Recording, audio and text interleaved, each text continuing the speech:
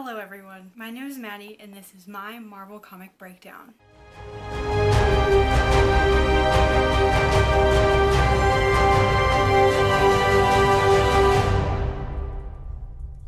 Welcome back to this series, and if you're new here, I'm delighted to have you join our ever-growing community of comic book enthusiasts. Today we're diving headfirst into the exciting third episode where I'm going to dissect and analyze some of the most iconic Marvel comics in history. In this episode, I'll be focusing on yet another set of timeless gems from the Marvel Universe, breaking down its narrative, characters, and artwork. So sit back, relax, and get ready to embark on an epic adventure as we dive into the marvelous world of comics.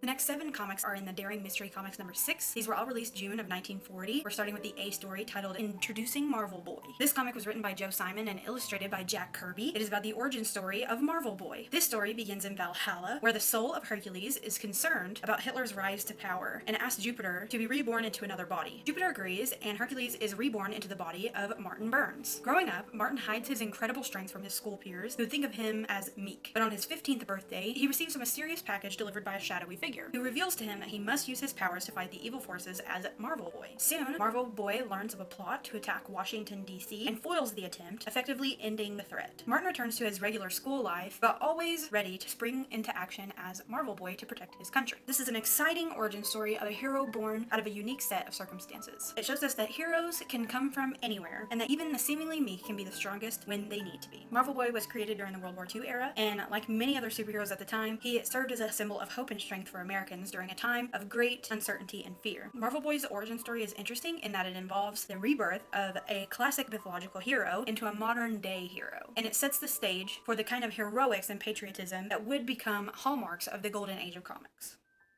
The next comic is titled The Legion of the Doomed. It was written by Joe Simon and illustrated by Jack Kirby. The story begins with Ab and Ella Walton, who are sitting together during a storm that has hit outside their home near a supposedly cursed section of land. Ella has a strange feeling of dread, but Ab dismisses it. That night, Ella is visited by a demon who appears before her and charges her to sacrifice a seemingly innocent child in her care or risk her soul. The next day, Dr. Jack Castle, a friend of the Waltons, comes to check on Ella and notes that the child has a strange bass-like voice, almost like that of an adult. He becomes suspicious but returns to the city. Soon, a string of strange murders happens across the city, prompting Jack to go into action as the Fiery Mask. As Fiery Mask, he follows his demonic foe and trails him back to the Waltons' house. There, he witnesses the Waltons' baby suddenly rising out of the bed and transforming into a demonic form. Following the creature on its murder spree, he saves one of its intended victims, but fails to stop the creature from killing 2 more people. When he finally confronts the monster, Fiery Mask is transported to the creature's hellish realm. After fighting off demons, their demonic master rises from the flames and banishes Fiery Mask from his realm. He wakes up in his office in his civilian guise. However, he is confirmed of the truth when he reads that the nightly murder sprees had suddenly stopped after its last victim, Ab Walton. This story is a great example of the horror genre that Marvel used to produce in the mid-20th century. It is a classic tale of good versus evil and shows the lengths that heroes will go to protect the innocent. It also showcases the darker side of the Marvel Universe, which is not often seen in their more popular titles. The next comic is titled The Black Ace. It was written by Bill O'Connor and illustrated by Ben Thompson. In the story, we follow the adventures of Red Ruff, the pilot from the Flying Flame. Red is sent on a mission to investigate a strange weapon that the Nazis have set up behind the Siegfried Line. This weapon has the power to shoot down Allied planes without any visible method of attack. Red is warned to be extra cautious because the area is being patrolled by one of the Nazis' best fighter pilots, Black Ace. As Red approaches the Siegfried Line, he spots a Nazi U-boat and uses his plane to blast out their periscope, informing the Navy of its location. However, soon after arriving in the area, Red is captured by the Black Ace, who had been tipped off about Red's arrival by a spy working within the Allied forces. The Black Ace shows Red a secret facility under the Nazi base where a special ray invisibly destroys enemy planes. Red is then locked up in a cell until the Black Ace can figure out a suitable way to kill him. However, Red manages to escape and sabotages the weapon. He returns to his plane, the Flying Flame, and leads an Allied air force to the Siegfried Line. When the Black Ace orders the weapon to be activated, it explodes, leaving him and his minions vulnerable to attack. The Flying Flame and his allies then shoot down the Black Ace and his Nazi forces. Red returns to base and informs his superiors that there is a spy among them. Overall, this is a thrilling tale of bravery, espionage, and aerial combat. It highlights the importance of intelligence gathering and the dangers of underestimating your enemy. This story also showcases the power of teamwork and the bravery of those who put their lives on the line to protect this country. The next comic is titled The Schustak Case. The author and artist are unknown. In this story, a murderous bank robber is foiled, but those responsible refuse to talk and demand to speak to lawyer James Buttersworth. It is later revealed that all the captured men are in league with the mobster Bo Schustak, who was recently freed thanks to Buttersworth. Assistant District Attorney Carl Burgess, who happens to be a superhero known as the Falcon, decides to confront Buttersworth and force him to reveal the location of Schustak and their plot to break into another bank. The Falcon goes to confront Schustak and his men, but is easily overpowered and taken out for a ride to be executed. However, the Falcon revives and forces his would-be killers off a cliff, bailing out of the car at the right time. He rushes to the bank and is able to easily take down Schustak and his men, turning them over to the authorities. The story is a classic example of Falcon's heroic acts and his determination to bring criminals to justice. His bravery and fearlessness are on full display as he confronts Buttersworth and takes down Schustak and his men. This story is a reminder of the importance of standing up for what is right and fighting for justice, no matter what the odds are against you. The next comic is titled The Kidnappers and the Magician. The author is unknown, but the illustrations were done by Larry Antoinette. We'll be talking about Monaco the Magician, who saves a girl from the clutches of kidnappers. Monaco was performing a show in the United States when he noticed a man slumping down in the spectator's box. He suspected that something was wrong and scared off the men who were sitting with him. Monaco discovered that the man had been drugged, and when he was revived, the man told Monaco that he had come to seek the magician's aid to rescue his sister Louise, who had been kidnapped. Monaco, with his assistant Pierre, attacked the house where Louise was being held hostage. They fought their way through the thugs at the door and saved Louise from a snake pit by turning the snakes into puppies. However, they were unable to stop the crooks from taking the girl away. Monaco didn't give up and found an old hag who was an accomplice to the crooks. He used his powers to probe her mind and found out where the crooks were hiding. Monaco and Pierre raced to the hideout, and Monaco used his illusion casting powers to make it seem like the house was on fire. This scared the crooks away, and Monaco and Pierre rescued the kidnapped girl safely. In the end, Monaco proved that with his wits, determination, and magic powers, he was able to save the girl and bring the kidnappers to justice. The sterling story of Monaco the Magician shows that even when the odds are against you, there is always a way to overcome them with a little determination and some magical powers. The next comic is titled The Origin of Dynaman. It was written and illustrated by Steve Dahlman. It is about the legendary superhero Dynaman, the last survivor of the sunken continent of Korug. Dynaman arrives in Egypt and learns that the kingdom is under attack by the tribe of Gerben, a group of savages seeking to invade the kingdom and overthrow the ruling pharaoh. Dynaman, always looking for a good fight and to aid those in need, offers his services to the pharaoh and confronts the Gerben army. They throw everything they have at him, but none of their weapons or wild animals prove to be a match for him. The Gerben leader, Tibur, tries to attack Dynaman alone, but is easily defeated in one-on-one combat. With their leader defeated, the rest of the tribe flees from the city, and the Dynaman is hailed as a hero. He then decides to explore more of the world to see who else he can aid. This story shows us the true heroism of Dynaman, always ready to help those in need and fight against evil. Despite facing overwhelming odds, he never backs down and always comes out on top. It is an inspiring tale of courage and determination. It reminds us of the importance of standing up for what's right.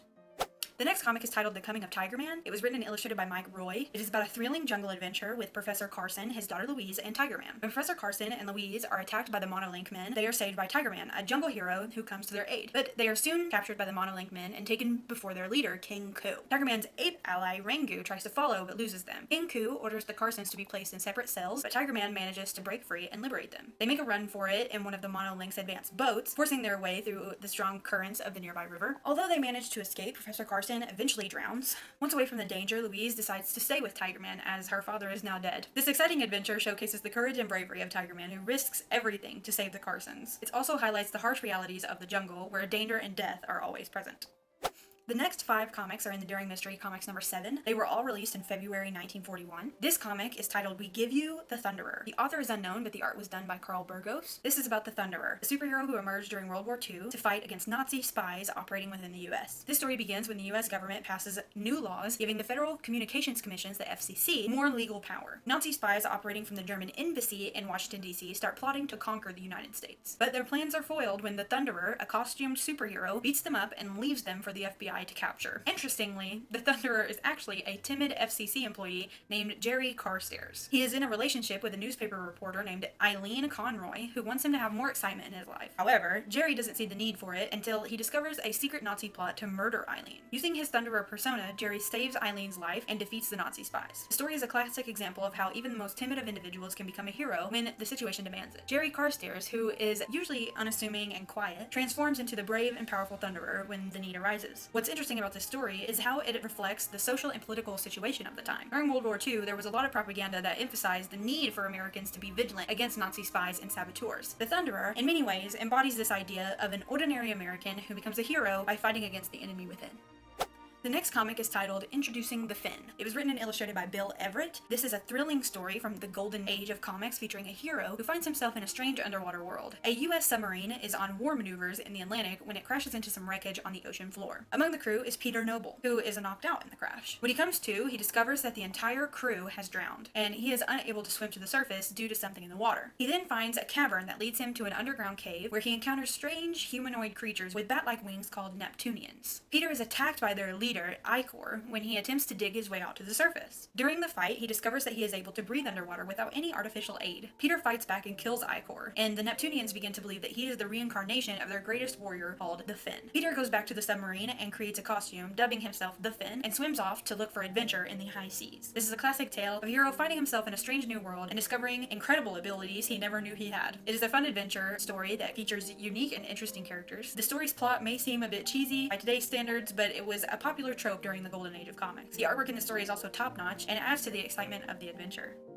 The next comic is titled The Origin of the Blue Diamond. It was written and illustrated by Ben Thompson. This is about a fascinating story of Professor Elton Morrow and how he became the Blue Diamond. Morrow is on a scientific mission in the Antarctic when he stumbles upon a giant blue diamond in the ice and snow. Morrow decides to take it back to his colleague's ship to study it, but as they make their way back, they are attacked by a Nazi U-boat which fires a torpedo at them. Morrow dives overboard with the blue diamond crate and saves it from destruction, but the blast shatters it and its fragments embed themselves in Morrow's body. After being rescued by a British bomber, Morrow discovers that the diamond fragments have made him invulnerable to damage and pain. He returns to New York City and is frustrated over the loss of the blue diamond before he can fully understand its origins, but he soon realizes the incredible strength he has gained and decides to use it for good. Morrow takes up the identity of the blue diamond and becomes a costumed crime fighter. He uses his new abilities to protect innocent people from danger and fights against crime in his city. His invincibility and strength make him an unstoppable force against evil. This story is an interesting take on the superhero origin story. The idea of a scientist gaining incredible powers through a freak accident is a classic superhero trope. The blue diamond is a unique hero with an invincibility and strength that make him nearly unbeatable. His determination to use his powers for good is a great example of how anyone can be a hero. The next comic is titled Origin of the Silver Scorpion. It was written and illustrated by Harry Sable. Greggs Hansen, the caretaker of Woodline Cemetery, decides to call his friend Detective Dan Hurley for assistance because he is convinced that he has observed ghosts on the property. Hurley tracks down the story, difficult to accept, and hangs up on Hansen. Elizabeth Barstow, his secretary, overhears the conversation and is intrigued enough to investigate the claim. Barstow, rather than asking to leave early to go to a masquerade, dons her own Silver Scorpion costume and goes to the cemetery instead. The Silver Scorpion sees Greggs fleeing from a ghost, which is actually a man wearing a white sheet when it arrives at the cemetery. After the man is subdued by the Silver Scorpion, he discovers that other con artists are hiding in the cemetery's property as part of a counterfeiting operation. When the drop comes, the Scorpion easily defeats them and binds them. When the police arrive at the cemetery just as Betty is about to leave, the officers laugh and reveal to Hansen who his ghosts really are when Greggs informs them that the ghosts have been captured. Hurley is intrigued when the exploits of the Silver Scorpion are reported to the media the following day, and he asks Betty about the masquerade. She tells him that she never went because she had a headache, and she leaves excited about when she will become the Silver Scorpion once more. The next comic is titled Meet the Challenger. It was written by George Klein and illustrated by Charles Nicholas. It doesn't have a designated universe. Mary, a young girl, is snooping around Boss Dram's office looking for evidence Dram wants to use to blackmail her father about a mistake he made when he was a young doctor. She is stopped in the act by one of Dram's men, but she is saved when a new costumed hero named Challenger shows up. The thief had chosen to fight the Challenger in a fencing duel, which the Challenger wins. She wonders why a man would wear a costume and call himself the Challenger, now that Mary is safe. The Challenger is forced to reflect on the events that shaped him into the person he is today as a result of this. He recalls William Waring's timidity as a child and how he was always a pushover among his peers. His father would eventually acquire information that connected a number of politicians to the local mob. When the elder Waring provides the district attorney with this information, he discovers to his horror that the DA is also working with criminals, and Boss Dram kills the DA in cold blood. Will would try to get Dram after witnessing his father being shot, but he would be pistol whipped and left unconscious. Waring would vow to exact vengeance on the person who had killed his father when he came back to life in the hospital. Waring traveled the world, selling everything he owned, learning various fighting techniques, how to use a weapon, and how to drive and play modern sports. He would return to America after completing his training and assume the Challenger identity, hoping to defeat criminals in a final duel. When Dram appears, armed and ready to shoot, the Challenger is startled as it tells Mary a portion of the story. The Challenger is able to disarm Dram with the insistence of Mary, and the two of them agree to fight to the death with Dram's choice of weapons, guns. Dram, on the other hand, tries to cheat by shooting the Challenger in the back. The Challenger is aware of this and manages to evade the shots and eliminate Dram. Mary assists in slowing down the authorities when they arrive, allowing the Challenger to escape capture. Mary is able to get information for her father now that Dram is dead, protecting him once more from being blackmailed for a mistake he made years ago.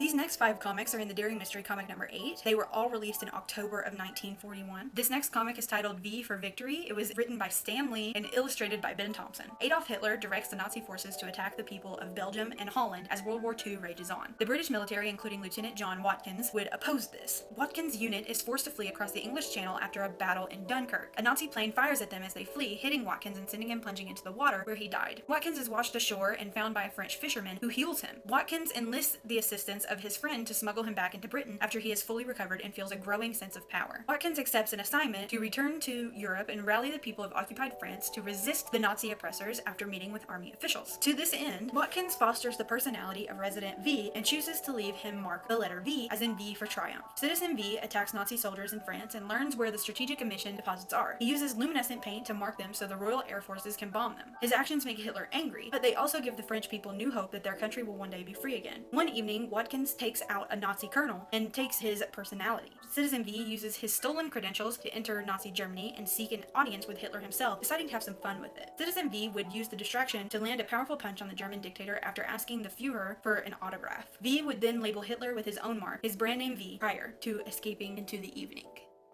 The next comic is titled Terror Reigns on the High Seas. It was written and illustrated by Bill Everett. Erich von Wolf, also known as the Barracuda, a German U-boat captain, has taken great pleasure in shooting all those who survive civilian ships across the Atlantic. In the wake of sinking an American boat and killing every one of the people who endeavored to get away, the Barracuda would arrange his vessel to lower once more. The Finn, who wants to ensure that the vessel receives justice, is drawn to the chaos. The Finn leads his way to the captain's quarters after forcing his way aboard the U-boat and fighting off the crew. The Finn is horrified to learn from Barracuda's conversation that von Wolf took great pleasure in killing everyone on board, and even laughed when he made a woman and her infant drown. The Finn storms into the room as a result of this and beats the Barracuda and his men into submission. After the Nazis were defeated, the Finn would send a radio message to a British destroyer nearby to request that it take the Nazi crew back to the ocean.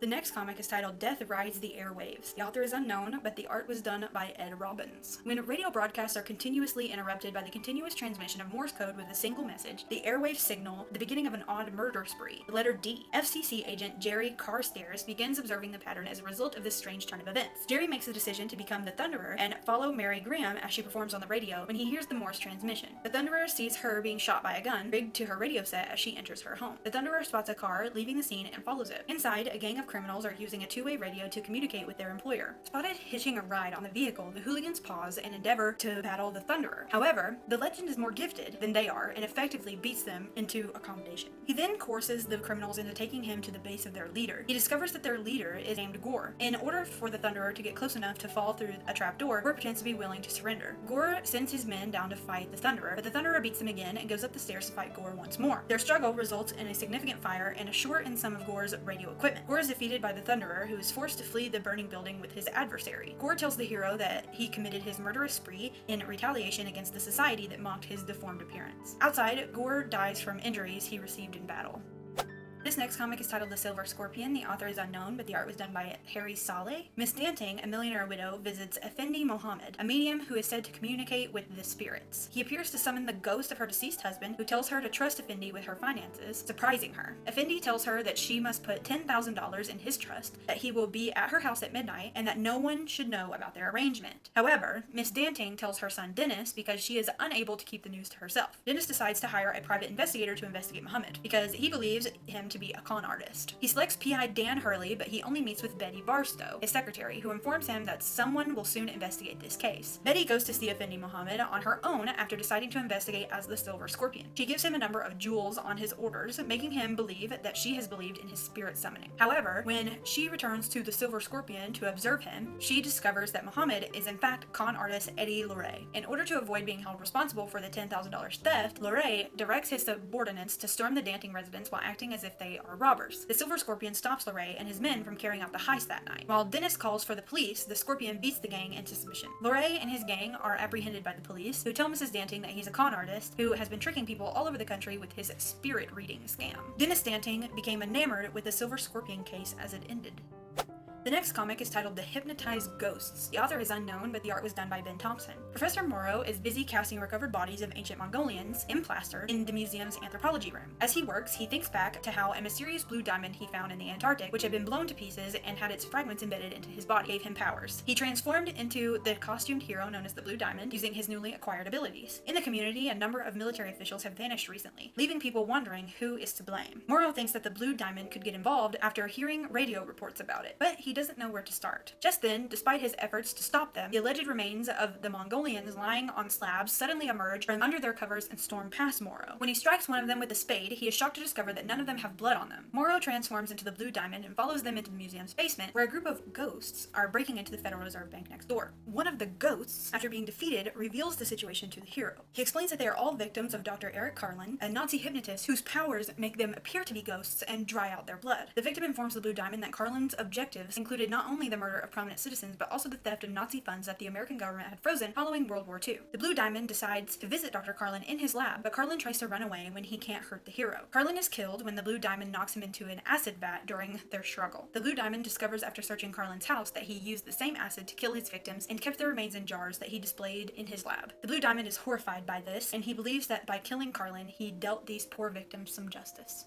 The next three comics are in the Marvel Mystery Comic number 2. They were all released in October 1939. The next comic is titled Murder at the Racetrack. It was written and illustrated by Carl Burgos. A woman waits for the start of the Tipton Classic automobile race while reading the newspaper. She discusses the recent killing of Professor Horton, a creator of the Human Torch, with the stranger sitting next to her. The more bizarre, who is the human light wearing conventional garments, expresses that the teacher was in it for acclaim and fortune and that the Human Torch didn't support. At this, the race starts, however, at the third lap vehicle. It's constrained and out of control. In an effort to assist the driver's rescue, the Human Torch goes off. He realizes that the driver has already passed away and it is too late. He looks around and sees that the other cars are also on fire. He sees a plane soaring over, and each time it gets behind a vehicle, that vehicle out of nowhere combusts. Blackie Ross, on the other hand, sprints toward the Human Torch after declaring victory in the race and yelling for help. He tells a police officer that the Human Torch is to blame for the deaths of the other drivers, and the officer quickly places the Torch in handcuffs and arrests him for murder. The Torch tells the policeman that he has nothing to hide and gives in, despite the cop burning his hand and melting his handcuffs. The Torch meets a man by the name of Johnson in his cell. Johnson informs the Torch that he is innocent and that Blackie Ross is the one who caused all the chaos and deaths at the race. The Human Torch escapes from jail in rage and declares that he will capture Ross. The police attempt to stop him, but their bullets miss him, and he escapes. The Torch discovers the Anita Classic a few days later. He looks for Ross and goes to the race. He climbs a tree and spots the same plane flying over the cars while the police are on the lookout. With an explosive bullet, the plane hits on one of the cars, igniting the vehicle. The plane is melted down as the Torch tries to stop it. The pilot makes a dash for it when it lands in the infield. The pilot is halted while the plane explodes as the Torch flames around him. Torch hears from the pilot that he has nothing against Blackie Ross or him because the plane carried all the evidence. The local group of firefighter trucks show up and the Torch flies off. The Torch winds up at a nearby hotel range that drivers frequent. A man by the name of Red recognizes him and calls Blackie to inform him that the Torch is present. Lola, Blackie's girlfriend, devises a strategy and travels to the hotel. She informs the Torch that Blackie killed her brother and that he resides in the elite garage. She drives Blackie there and offers to take the Torch to catch him. She gets him to open a door, which causes him to fall into an open water tank. Blackie is waiting at the vat before unloading it into a truck for the long drive to the lime pit. Even though the pit has been closed for 10 years, it still contains boiling lime. Ross believes he heard them laughing as he threw him into hot lime, but Lola assures him that the Torch is buried there. They set out for Ozin City in the race. The Torch makes it out that night by removing all of the lime. The enormous flame has the villagers nervous. The Torch goes to Ozin City to check on Ross after reading about the new race. He pursues his car after finding him. He hits the bleachers. The Torch is going to pursue, however, understands the risk. He postures individuals in the stands. By shouting "Yaroo" at the flames, he must put out the fire he had already started. Blackie and his followers make their way to the mill of the Alter Steel Company. Blackie chooses to retaliate with a water hose, and he and his pack suit up in asbestos suits to assault. The gang pours molten steel on the Torch as they back the Torch into a position. Because the heat from the Torch is too much for the criminals' asbestos suits, they escape and are stopped by a fireball. He likely tosses a fireball straightforwardly into one gangster's facial covering, cutting the glass outline and blinding the man. Blackie and his crew flee the building and escape when the heat causes a wall to fall on the Torch. Abruptly, Johnson appears and says he is working for the police as a secret man and lets the light know that Blackie is setting out toward the air terminal. Blackie's plane is grounded as it takes off when the Human Torch arrives at the airport. He approaches the pilot and punches him in the face, igniting the wound. Blackie wasn't on a plane, according to the Torch. The racketeer tries to run over the Torch with his car when Blackie's car arrives at the scene, but he fails. The Torch pops one of the car's tires after ripping off the hood. The car continues to veer off course. The car comes into contact with the burnout ditch caused by the Torch. It flies through the air before coming to a stop when it hits the ground. Blackie, pinned against the steering wheel, yells from the interior that he is burning to death as the car burns wildly. Without a confession, the Torch threatens to leave him to burn. He agrees, forgetting that he is wearing an asbestos suit. Blackie is set free by the Torch, and the mob boss writes the entire confession. The Torch orders the police to take him in when they arrive. Burning footprints are all the officers can see as they turn to express their gratitude.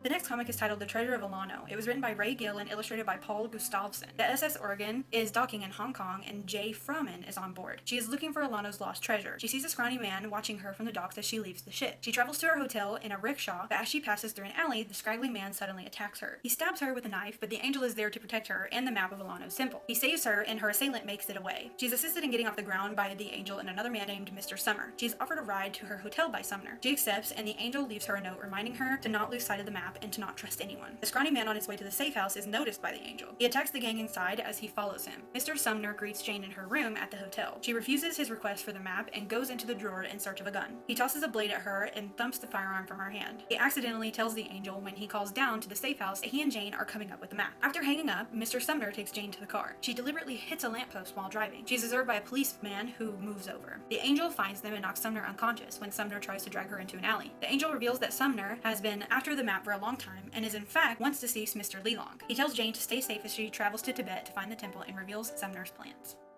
The 60th comic in the series is titled Attack on New York City. It was written and illustrated by Bill Everett. This comic features the one and only Namor the Submariner. This action-packed sequence takes place in New York City, where our aquatic hero experiences the city lights, battles workers at an electrical plant, and ultimately makes a daring escape. Namor begins the thrilling scene by plunging into the waters of New York City's bay after stealing a plane. As he marvels at the city's bright lights and towering buildings, he is suddenly sucked into a water pipe at an electrical plant. In a surprising turn of events, Namor bursts through the pipe, and while the workers scramble to fix the damage, he sneaks above them, watching intently. A brief encounter with the live electrical wire sparks chaos as Namor believes he is attacked by humans. In retaliation, he hurls a girder at the workers, destroying the main generators before fleeing to Central Park. As the drama unfolds, a police officer spots Namor and deliberately calls for backup. Intrigued by the bullets fired at him, Namor catches one mid-air before escaping yet again. His journey continues through the East River and into the sewers, where he encounters a person and demands his clothing. Emerging onto 5th Avenue, Namor's next stop is a lavish house where he hopes to find better attire. Inside, a sudden accident involving a dropped cigarette and a burning dress leads Namor to extinguish the flames with water within his own body. Namor leaves the house, but not before wrapping himself in a curtain for modesty's sake. He then leaps onto an ambulance carrying the woman he saved, and as they arrive at the hospital, he decides to kidnap her to use against humans in some way. In the ensuing chase, Namor takes the woman to the docks and dives into the water with her, only to be pursued by the police. The underwater struggle results in the rescue of the woman, but at the cost of a brave officer's life. It showcases Namor's raw power and his complicated relationship with humanity. While he can be a hero at times, his actions are often driven by a deep mistrust of the surface world. It is a thrilling sequence that captures the most complex nature of one of Marvel's most enduring characters. And there you have it. That concludes our fantastic journey through this 3rd episode of the series, where I've been breaking down and analyzing some of Marvel's most iconic comics. I hope you enjoyed exploring these incredible stories, unforgettable characters, and stunning artwork that make these comics such a cherished part of pop culture history. As always, I want to hear your thoughts. Let me know in the comments